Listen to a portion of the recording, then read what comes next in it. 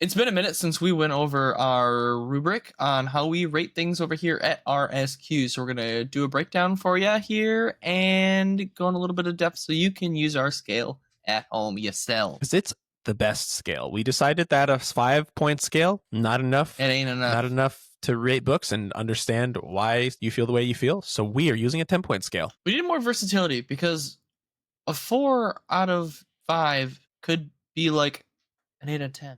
Like there's too much room. There's too much room, especially like in the middle. What if you have a 6.5? What if you have a 7.25? So, all these things cannot be expressed 1 through 5. So we'll get into it. The first thing that we do now is we do not give a point for this, but we do go over the cover because cover is very important. I don't think it necessarily affects the story, so we don't give it a point we for don't that. add or take away from its score. But it's fun to judge a book by its cover, and if you don't think that, you're lying. And so yeah, we don't believe you if you say you don't judge a book by its cover, because everybody does. Everybody does.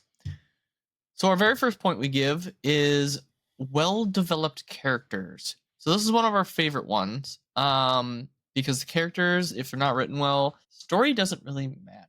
A lot of categories link to this category. I mean, it's really hard for us to have emotional impact if the characters aren't written well. It's hard for, I think, the prose to be good if characters are written poorly. So we look at if the characters are written well. Did we understand them? Did they get enough screen time? Did they get enough backstory? And the big thing is they have to develop too. Like they can't stay static. There's got to be some depth to them. We've read some that just weren't. They had a great cast, but they didn't do anything with them. They're like, this is our character, and they're going to be like this for the entire thing. But that just doesn't make for a good story. If the characters aren't growing or going through things that affects them, then why have a story? In my opinion. In our opinion. Yeah. And in your opinion when you use our scale. It's true. But that was category 1. Yeah. The next category, originality and creativity. I think this is kind of a 2-point, a 2-parter, half a point for original, half a point for creative. We like to, is your story a new story to us? And if it's not a new story, do we at least feel like the execution was new, right? Obviously, all things have been done. All stories have been done. So ideas might overlap. But I think your execution, the way that you write the story, you can make it unique in its own right, even if it's not new. Yeah, and I think a good example of this is one that we just recently finished, Project Hail Mary. It's a space story about saving the Earth. Doesn't really sound that unique, but the way that it's done, one, the way that it's written is unique, and two, the story on how they go about saving the Earth and what's causing the Earth to not be doing so hot. Like those things matter. Even just slight tangents. I feel like you can make a Norse themed book. Bloodsworn, like Vikings. It's very popular, but you can do a lot of unique things with that. So it just we're not looking for the next I can't believe no one's thought about this yet, but just a unique spin on something that's there. That's good too. Looking for. I agree. Nothing more to add. Engaging storyline is our next point that we give, and this one's pretty self-explanatory. Are you engaged through the story? Are you bored through it? Is it a good story? And this one could be a little bit more personal. You might not like the story just because you might not like Vikings or something. It might be a bad time it might be a bad mood for you if you're a mood reader and you're not in the mood for this kind of book. Could be more personal. And I think that even a story that you don't necessarily vibe with could still be engaging. But I think that's one of those things that I notice the more reviews we do, the more fine-tuned I can tell. Listen, I don't know if I necessarily like this, but I can tell that it's right. Yeah, and a really easy way to look at it, I think, is do you want to finish the story? Does the storyline make you want to know what's happening next? Is it keeping your attention? And from there, we move on to the story end and wrap up.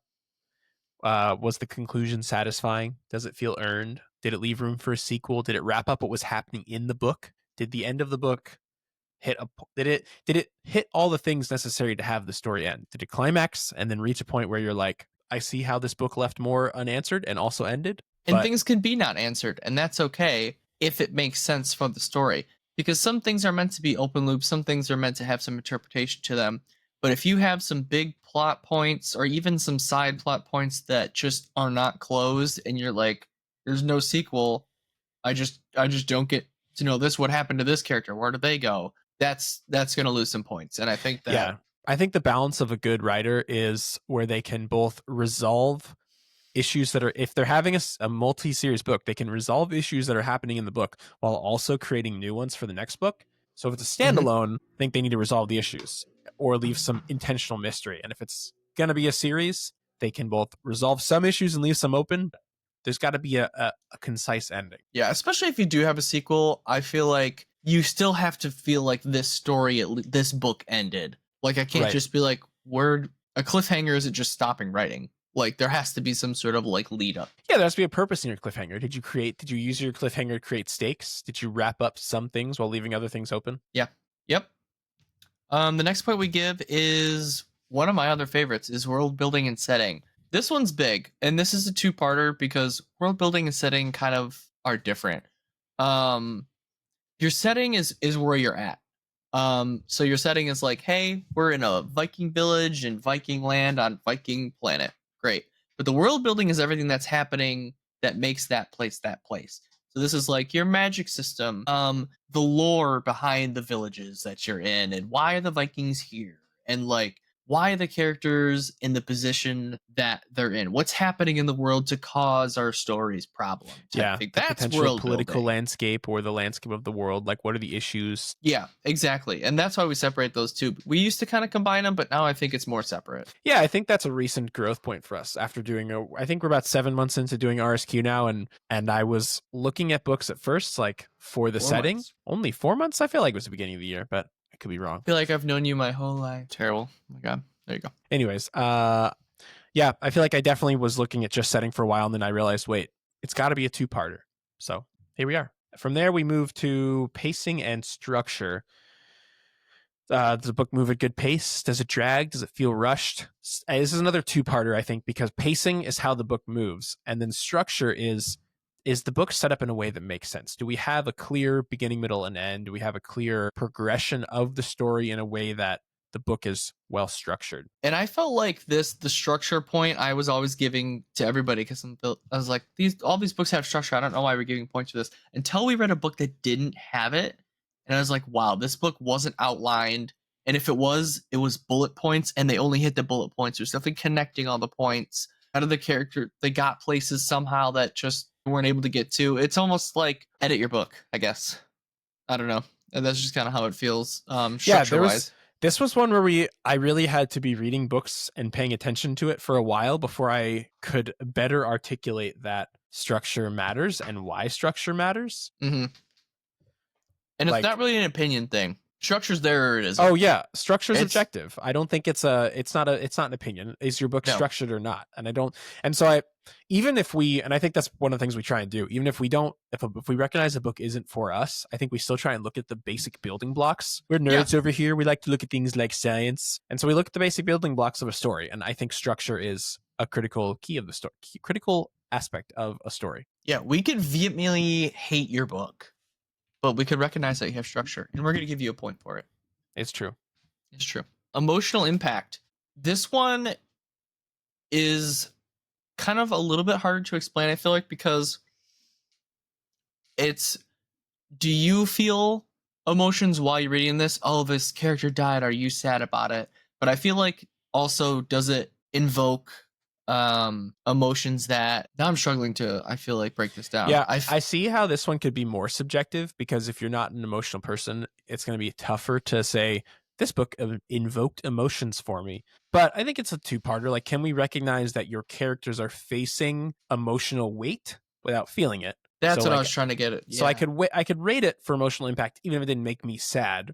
But also, we do like to, at face value, use this one to be like, I felt what the characters are feeling, or I didn't feel what they were feeling, or there was no emotional weight in this book, or there was emotional weight in this book. The emotional weight's a good way to put it too, because you can recognize that things are happening in the book that's affecting the characters, and that part is written well. Just because you don't feel it doesn't mean it's not happening to the characters. Because if the main character's mom dies and like, dang it, and they move on next page, it's like, well, it really wasn't. There was no weight there. Like, it just kind of happened, and we kind of glanced over that.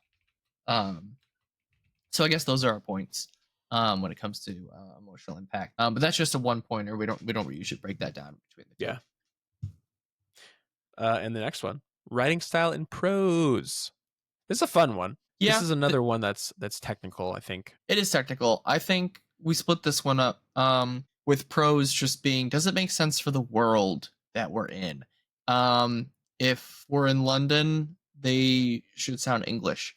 If they're, I don't know, I'm gonna bring up the Vikings again. Do they sound like, does the way that they speak and are the characters written in the way that they act make sense for that one genre, and two, for the setting that they're in? Yeah, Um, I think tone's a hidden thing here that we don't ever say out loud, but does the yeah, tone for the story make sense? yeah, and I think that's huge. Because And it's then one I of those things also that's subtle but not if yeah, it's really bad. right. Yeah, and I also like to talk about the individual author's style of writing, like the type of words they like to use, the way they like to write. Is the way they write digestible for you as a reader, or does it feel like clunky? Like that's a big way to tell if it's going to lose points, is if I'm like having to reread sentences because certain sentences don't That's a make big part. sense. So that goes in here too. Meaningful themes and depth. This one is a huge one. Your Yeah. book does not necessarily have to have crazy themes that I have to sift through and take an AP Lit class, go back to high school to deep dive into. Your themes could be very surface level, but could be very heavy at the same time. Again, Project Hail Mary that we just read. What is one life worth compared to humanity? Right. Um, Simple theme, well used theme throughout media, but also heavy the way that he explored it. Yeah. And it's themes for us as the reader to contemplate and themes for the character as well to go through. Usually dilemmas that they have to do are affecting them, but they, I feel like, can or won't affect us, but they're there, or should be Yeah. there. I almost like to look at this one similar to character development in that like theme development. Do you develop your themes or do you explore your themes, right? Like how did you explore your theme? That's true. And not every book is going to have insane themes, and some just might be surface level reads, and that's fine. But you will, it could be an absolute great book, but if there's no, like, I guess, thing to think about, then I feel like you kind of lose a point. Yeah, for that. this is a tougher one to conceptualize because I feel like it's one of those where it's either there or it's not. Like there can be surface level themes, but is the theme that I think the big thing that sets it apart is, did your character explore the theme, right? Did your character face themes that we as the reader can contemplate, or were the themes just there? Like the character found a family, but the character didn't realize he found a family, and the character didn't in like the difference. The theme has to come to life, I guess, for to get the point, right? Yeah, the theme can be there, but it has to be explored. You can't just be like, this is my theme, and then move on. Like, you have to have stuff that. And even like, cause like you said, with simple books, like children's books for the most part have themes. It's simple. We're not diving super deep, but It's true. it's there. And they would get, points for those. Like, that's one of the big three: themes, world building, and character development for me. Yeah, and they go hand in hand. Yeah. And our last one, and this one is completely subjective: rereadability and lasting impact.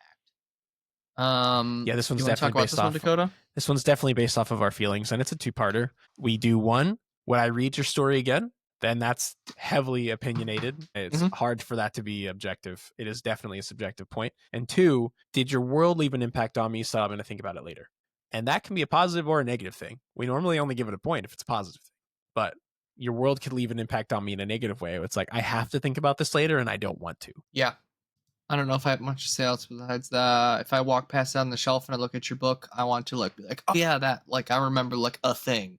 That's my lasting impact. Or like how we're doing with referencing books and stuff for these reviews. That's lasting impact. We go to Bloodsworn trilogy for like Viking stuff, like peak Viking things in a unique setting. Boom, right there. Yep. Yeah, and then we have a hidden category. So if it hits all of our other, if we give it a point in all of our other categories and we don't have anything to complain about, then we tell you that it's an absolute banger, and we hit it give with it the 11 out of 10. Banger, 11 out of 10.